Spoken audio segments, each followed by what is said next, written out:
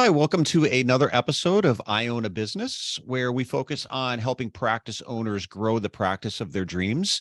I'm your host, Dr. Steve Vargo, and I have with me Dr. Candace Hoff, who is owner of Visionary Eye Care in West Dickinson, North Dakota, which is burying them or shoveling themselves out of the recent snow. Would that be accurate? That would be very accurate, yes. Well, thanks, Candace. So happy you were able to join. I know we had to, due to weather, we had to push this back a couple times. I asked you to join me on this podcast to talk about something that you're doing that a lot of ODs ask about, but I haven't seen many successfully execute, and that would be offer an in-house insurance plan. And a lot of doctors will ask things like, how would I set that up? Will it work? How do I market this to my patients? So I invited you on to answer some of those questions for others who might be interested in this option. And before we get into the nuts and bolts, let me just first ask, why did you feel it was necessary to create an in-house insurance plan? Yeah, and I guess I want to start first semantics wise. We want to be really careful about not calling this insurance. It isn't an insurance plan. It's just a discount plan. So we want to make sure that legally we're clear about that. So this is just an in-house discount plan that we offer to patients.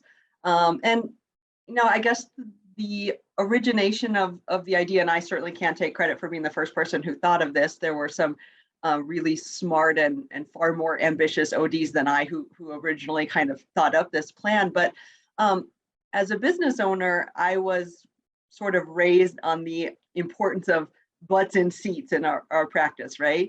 And the idea of not putting barriers between the patient and your office. And for a lot of years at my practice, that meant we had a really positive relationship with managed care. We trained our staff carefully to maximize reimbursements. We were profitable, and with the help of managed care, we were growing really rapidly. But unfortunately, as a lot of practice owners know, that the relationship with managed care has become increasingly one-sided, especially with wages on the increase and inflation. It's just really hard not to have control over some of those income and expense lines in the budget. We also personally inside the practice had some changes in our associate doctor staff, and like many others have been finding recruiting additional associates to be really slow and super difficult. So we sort of are in this catch-22 where we're blessed to have this abundance of patients who want to do business with us, but we don't really have the doctor staff to get them through in a timely fashion. So last year around this time, our leadership team decided that we kind of wanted to move out of network with two of our smaller vision plans that had become really, really impossible to do business with. And the amount of revenue they represented were consuming a disproportionate amount of staff time. And so I'm a really big believer in transparency with my staff. We talk about a lot of stuff and I'm really open with them. And so I just sat down with the entire staff and said, like, hey, here's why I want to go against my sort of more the merrier philosophy. And what do you think that would look like for each of you kind of in your individual roles, knowing that, going out of network affects every staff member in terms of their patient interaction. So that's kind of how it started. Duly noted, moving forward, this will not be called insurance. It will be called a discount. And I know that, but it shows you how easily we can make that mistake. So it's a great call out. So people are probably wondering, how did you do it? Can you provide an overview of what this plan looks like? Yeah, certainly. I guess I'll just kind of start with how we came to this idea, basically. In talking with the staff, there were two really central ideas that we kept circling back to, that the staff kept circling back to. And the first one was really a what we don't want to do type of point. And we had come across this situation maybe a year or two back where another OD office in our community had dropped an insurance plan. And we suddenly started seeing a lot of new patients coming from this office after they changed. And we realized really quickly that these patients were really angry. And they weren't really so much angry that the office had chosen to go out of network, but it was the way they had went about it. There was a real lack of transparency and honesty regarding, how going out of network would affect the cost to the patients. And the staff were on the receiving end of a lot of these secondhand complaints about this other office. And so they very much were like, we don't want to do that. We need to make sure that we don't repeat their mistakes. And then the other thing we talked so much about is just, how do we retain these patients? And I didn't really have a great answer for them when we started. I assumed, like many people, that, if we went on a network, a lot of them would leave the practice. And I listened to a lot of articles and podcasts and lectures, and I didn't really feel like anybody had a really good answer to that question. I felt like the attitude oftentimes was like, oh, you don't need those vision plan patients, or it'll make room in your schedule for private pay patients. And philosophically, I just didn't really buy into that. We know from past experience that about 85% of our community has vision insurance of some kind, which I think as a community is good. It means that our community is employed by solid, good quality employers who can provide insurance and benefits. So to me, saying that I don't need vision plan patients was just factually untrue, unless I wanted my office to really shrink in size. I don't believe that there's like this horde or this cachet of cash paying patients out there who are suddenly going to like manifest on my schedule if I'm no longer out of network with some other insurance, or if I'm booked out, a week instead of 2 or 3 months. So the retention was a big issue, and making sure that we were really clear and honest with patients. So the staff truly get a lot of credit for what we ended up deciding on, because they're in the trenches, right? They're the ones having these conversations with patients. They're on the receiving end of all the complaints about how much things cost. They're talking about and pricing out eyewear and contacts and all that. So if anybody's thinking about doing this, I just cannot stress enough. You've got to, of course, look at your individual costs and your expenses, and where you want to be income wise. That, of course, will vary by practice. But you cannot get too much feedback from your staff about how you want to do this. Everyone I've talked to that's done this successfully tells me how much effort they put into the messaging and the staff training. Even Dr. saying months and months out, they started putting the effort into working with the staff, both as a team and individually. And that was such a big component of what they did. And it's interesting when you look for answers, and I think you probably found this too, you get a lot of, I think there's a lot of emotionally charged rationale out there for dropping insurance that isn't always grounded in logic or strategy. So you can say, I don't need vision plans, but no practice can say I don't need patients. So you got to figure out how to make that work. If you're going to drop vision plans, don't just do it on some emotionally charged reasoning, but rather have a strategy going in, which is one of the reasons I asked you on it. Speaking of strategy, in terms of insurance, because you are taking people that had insurance and now all of a sudden you're making the strategic move toward potentially dropping some plans of patients that you were able to see before. How do you use the plan in conjunction with insurance? Yep. So one thing that, again, we talked about a lot is the staff, and this was a concern that they had, is some of our larger or bigger insurance plans no longer do coordination of benefits. And a lot of our patients, have, of course, medical insurance, and we use our medical insurance for their visit. But sometimes they have high deductibles and, of course, end up with a really big bill, or they don't have benefits for eyewear, and we're losing some of those patients, or we're getting some pushback from them on cost wise. So because this is a discount plan and not insurance, we basically treat it as any other coordination of benefit plan. So if there's a medical reason for the visit, of course, we bill their primary medical insurance. If it comes back, due to deductible, then we will apply the IQ discount after it runs through medical. So that's been a really, really effective way to sort of get the best of both worlds. We also don't then have to worry about trying to figure out what the medical patient will pay at checkout time, which was something we always worried about, right? We don't know if they've met their deductible, if they're going to have a $5,000 deductible and their $300 worth of eye exam will all come back to them, or if it's going to be covered in full.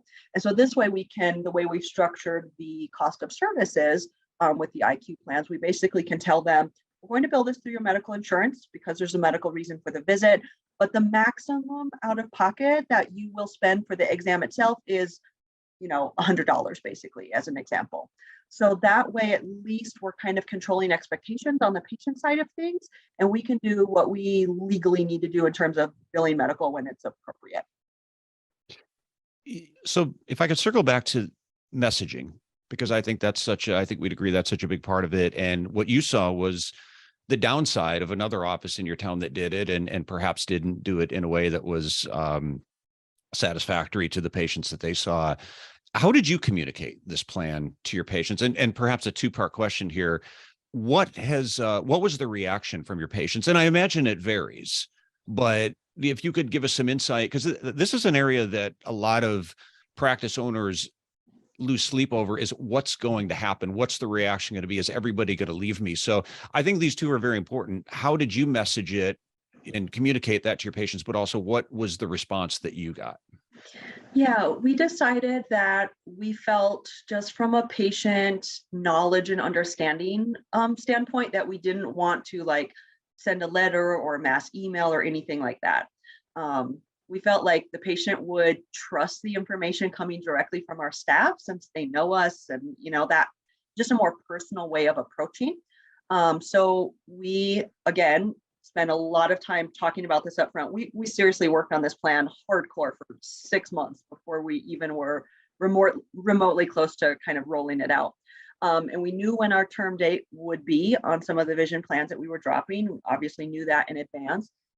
So as those patients were calling to schedule appointments after their termination date, we would just have a really brief conversation with them over the telephone. And we wrote scripts. Everybody kind of contributed to what the script would look like, but it basically was, hey, we're really sorry to tell you this, but your next appointment, we had to make a change. We're going to be out of network with your insurance. We still would love to see you. We have some really awesome in-house discount plans that can save you some money. And then you can combine that in-house discount plan with filing out of network for your insurance. And instead of having them send us a little check, they're going to send you a check directly. And so it was a really brief kind of 2-minute conversation with the patient over the telephone. But I think because it came from a staff member directly, there was a lot less resistance. The patients could ask questions right up front. We had a letter that I wrote that really, again, I believe in like full honesty. So I literally wrote in that letter, like, this is how much the insurance company pays me. And I think my staff and I are worth more than that, or I can't afford to pay my staff living wages with the amount they're paying, like full honesty, right? And so I offered, or we would offer, like, if you'd like a more detailed explanation about why we had to make this change, I'm happy to send you this letter from Dr. Hoff. We can text it or email it or snail mail it to you if you'd like. Very few people took us up on that offer. They were satisfied with our verbal explanation, just like, hey, we're really sorry, we can't do this anymore. And then, sort of segued into, let us send you some information right away about this discount plan that we're offering in the office. It can save you at least $250 on the day that you're here, plus more by the time the insurance sends you some money. And so we made, for anybody who's watching, I made this basically a spreadsheet kind of showing the enrollment cost for each of the plans, what the cost of services would be with the exam, and then the benefits for contacts and for glasses broken out. So it's just a 1-page document. We could, again, email that or text it to the patient in advance if they wanted to review that, which a fair number of people took us up on that, reviewing it beforehand.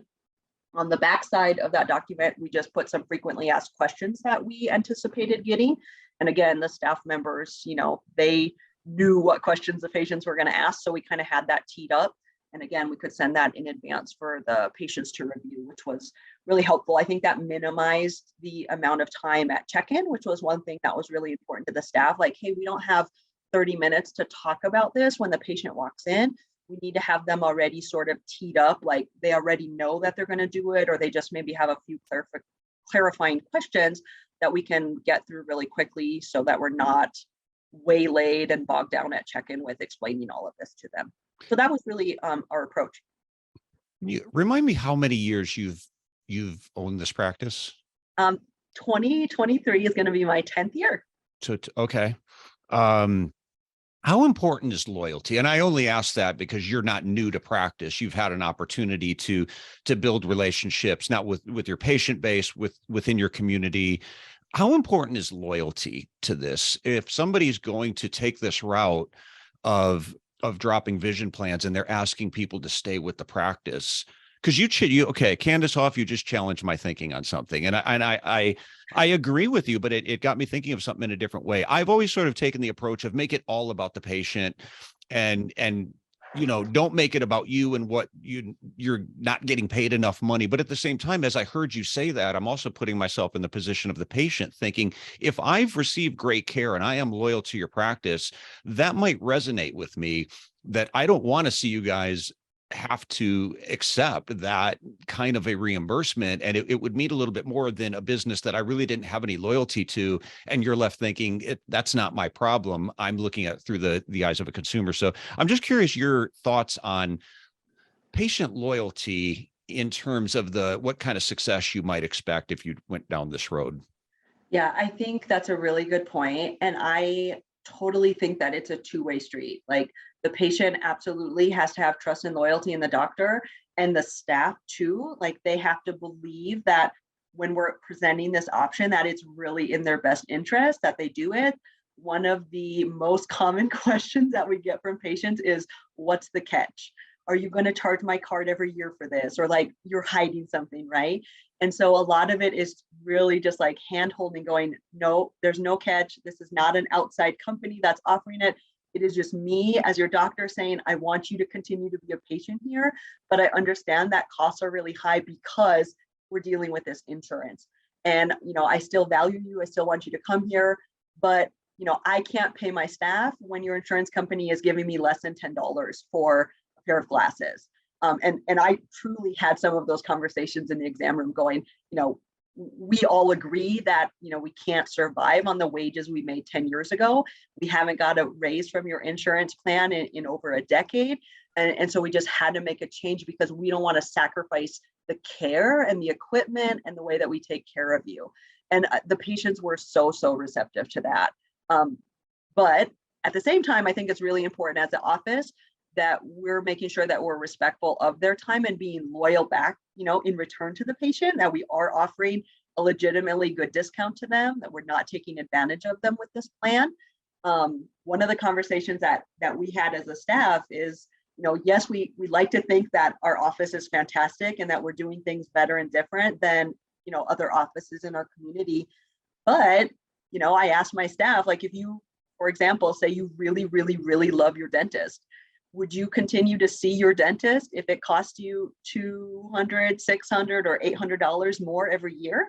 And for a family of four, are you willing to pay $3,000 more a year? Like, how much do you love your dentist? Mhm. Even if the staff is really friendly and the office is beautiful, like, is it worth it? And I think as a consumer, even for myself, I don't know that I'm really that loyal to my dentist that I would pay that much money. And so as much as we'd like to think that, yeah, our office is doing things different and better, in the mind of the patient, I don't know if we are or if they perceive that. I'm lucky in my community. I don't have a lot of corporate optometry, which I think is an easier differentiator. Like it's easier for me to differentiate my office, compared to a corporate office. But I have three really good private practices less than 3 miles from my door. And it's a lot harder, I think, to differentiate why the patient would stay here and pay more with me than, going a mile down the street to another legitimately good private practice.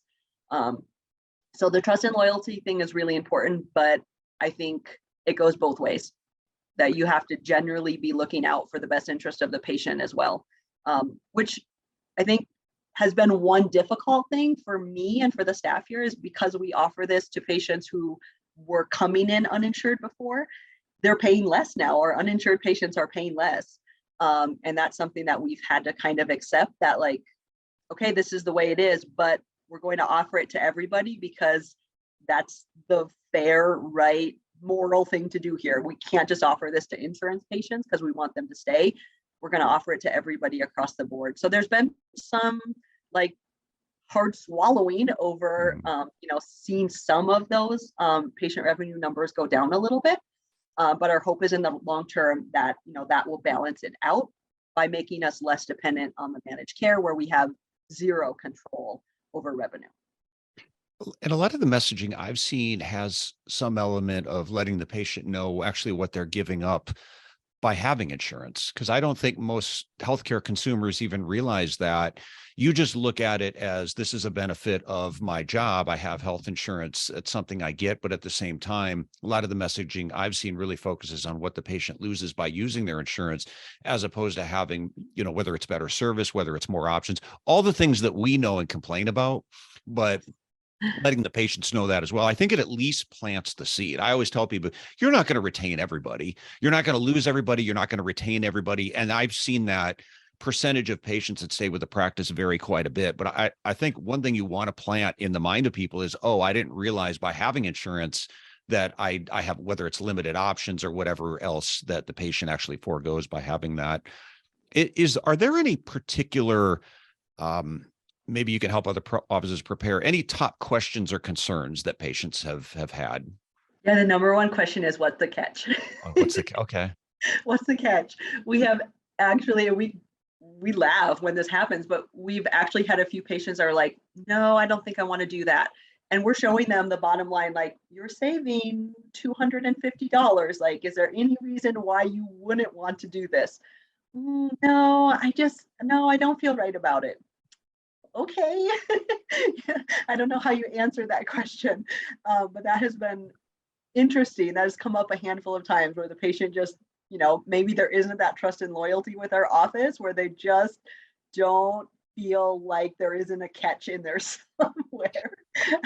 So that has been really funny when that happens, unexpected. I think though, if that's the question you're getting, you must be doing some things right, because the offer sounds pretty good, Yeah. right? And I think the way we have it presented, I know we had played around a lot with like doing percentages versus like doing a brochure that we could hand out.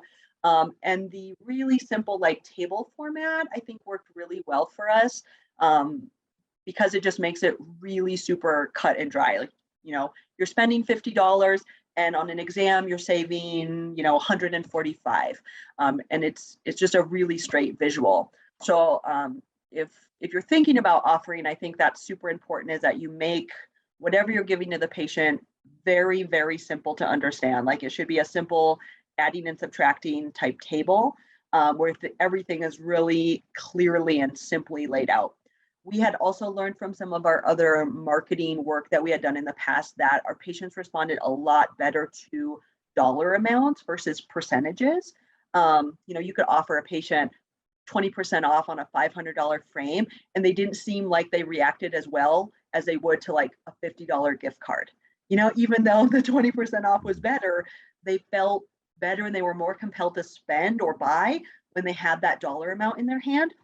So we really tried to avoid using percentages off, and it was really, focusing on dollar amounts. Again, to make it really easy for the patient to calculate in their head, okay, this is how much I would be saving. In fact, one of the changes we're making for 2023 is to get rid of the percentage discounts that we are currently offering on lenses and just, again, do straight dollar amounts. And it takes a lot of thinking to figure out how that works for the practice. But the patients respond much, much better to dollar amount discounts as opposed to percentages off. I'm reading a book right now, and it's actually a book on sales. And one of the stories in the book is the author, one of his early sales positions, one of the top salesmen in the people, he convinced him to sit down and sort of mentor him. And he goes, okay, go get a notebook, get a pen, sit down. I'm going to tell you like everything I know. And it ended up being like one sentence. He said, are you ready? He goes, make people feel stupid for saying no. And that was it. So it's interesting what you said before, like, why wouldn't you do this? And I think we sometimes have to challenge ourselves, because I think there's an inclination to maybe defend everything we do to the point of not wanting to give anything away, not wanting to give away our services. There's a little bit of a balance there, because at the same time, you got to put yourself in the consumer's position too. And to make something sound really almost stupid easy for them to do is like, how can we position this where you could honestly say, why wouldn't you do this? Now, some reluctance just shows you a little bit of the fear of risk people have in moving forward, which you're not going to eliminate all of that. But I think making this offer really attractive does cause people to pause and say, okay, this probably is best to stay with you, even though I have insurance. So Candace, one last question. If the on the topic of employee training, can you expand on that a little bit? I think you said you spent 6 months training the staff. Anything in particular you did? Was it scripting? Was it role play to get them prepared for what they were going to have to face? Was all these questions and concerns coming from patients?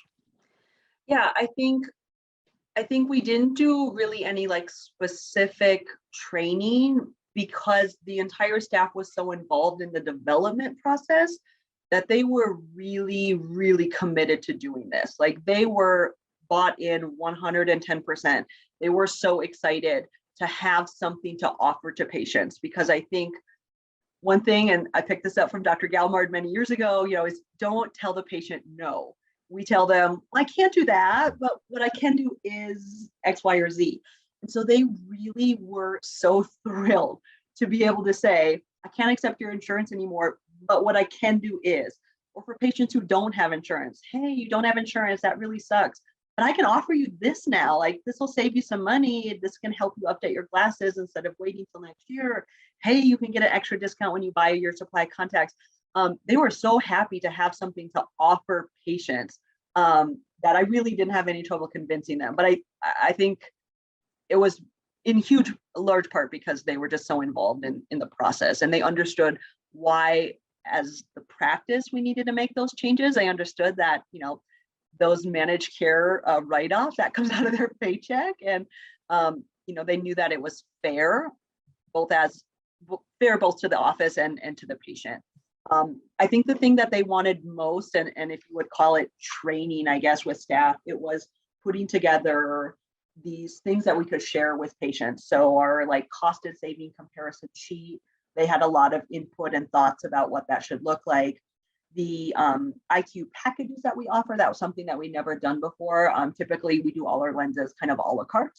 But with the IQ plan, we wanted to have, and this again was from staff experience, we wanted to have something to kind of offer to patients who are really price sensitive, those patients who might be ordering online or who really wanted to order but thought that we were out of their price league. We wanted to have something really simple like, hey, this lens package starts at $125.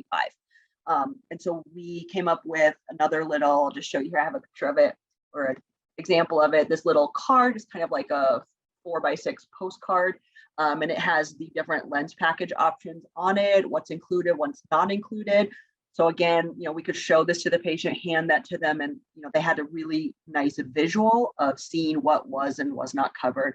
On the back side, just to kind of fill the back space, we put the different plans and the an overview of the optical benefits. So we keep these cards in optical, so the opticians can pull this out of their pocket really quickly if they have a patient that perhaps didn't get a good explanation of the eye care benefits, either at check-in or ahead of time or even in the exam room.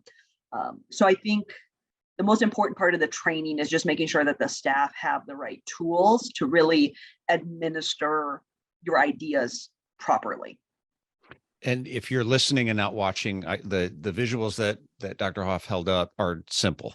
They're just, it makes it simple for the patient. It makes it simple for the staff. And I think that's a real key to having success with this, is being able to communicate this in a simple and convincing way to the patient without confusing them. I think the minute this becomes confusing to them, they start to put up their guard, and it'll be less likely that you're going to be able to retain those patients. Well, Dr. Hoff, thank you so much. I'm really, I think it gives a lot of people hope that this model is out there, because like I said, I get asked about it a lot, and I think there's a lot of interest in doing it, but haven't really, just from a sample size standpoint, seen a lot of doctors do it successfully, but yet there's a lot of interest in it. So I appreciate you coming on, and continued success with everything that you're doing in your practice.